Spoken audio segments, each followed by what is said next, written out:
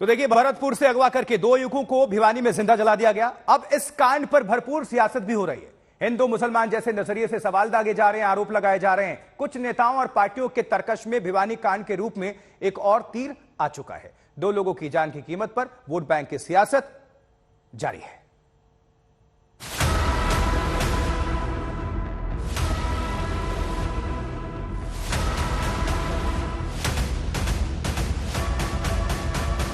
आखिर कब तक बीजेपी ऐसे गैंग्स की सरपरस्ती और उनको पॉलिटिकल पैट्रोनेज देगी?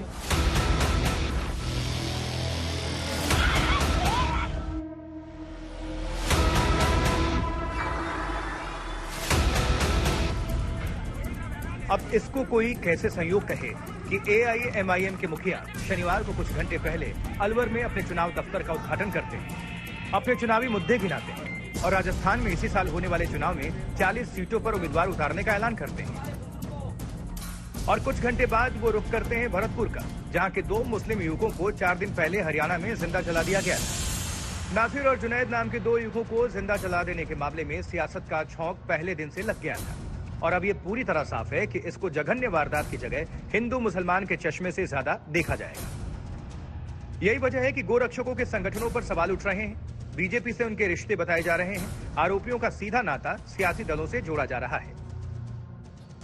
भिवानी कांड में सियासत का दौर, सियासी नफे नुकसान का हिसाब शुरू।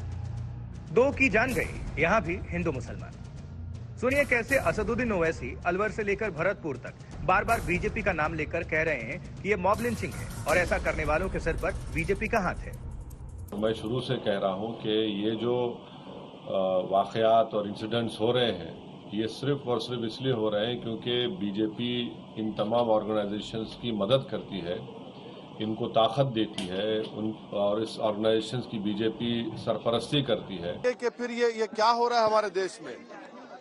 आखिर कब तक बीजेपी ऐसे गैंग्स की सरपरस्ती और उनको पॉलिटिकल पैट्रोनेज देगी? कितने लोगों को आप कितने बच्चों को बेवा करेंगे, कितने बच्चों की टीम करेंगे? आखिर रूल ऑफ लॉ कहां है? ओवैसी भरतपुर कांड में धर्म का एंगल लेकर कूदे तो दूसरे धार्मिक संगठन भी पीछे नहीं है। जमीयत उलेमाए हिंद ने भी भरतपुर के घाटमीका गांव में जुनैद और नासिर के घर पर अपनी टीम भेजी। भिवानी कांड में असली मुसीबत कांग्रेस की है, क्योंकि उसकी राजस्थान में सरकार है। अपने वोट बैंक की सियासत को देखते हुए उनके अपने मुस्लिम विधायक सरकार पर सवाल उठा रहे हैं। हरियाणा से आके कोई अचानक गोपालगढ़ के अंदर आके कोई इस तरह से हरकत नहीं करता। तो लोकल लोग जो इन्वॉल्व हैं उनकी भी जांच हो और जल्द से जल्द उन लोगों की गिरफ्तारी हो। बड़ा अफसोस की बात है कि एक थाने में तो उनकी एफआईआर नहीं ली गई। पहले वो लोग 12 घंटे घूमते रहे।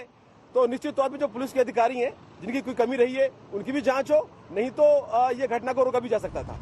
ओवैसी बीजेपी पर अटैक कर रहे हैं, लेकिन कांग्रेस को पता है कि ओवैसी के फ्रंट फुट पर आने से बीजेपी को नुकसान नहीं, फायदा होगा। ऐसे में कांग्रेस ओवैसी पर ही सवाल उठा रही है और उनको बीजेपी का ही चेहरा बता रही है।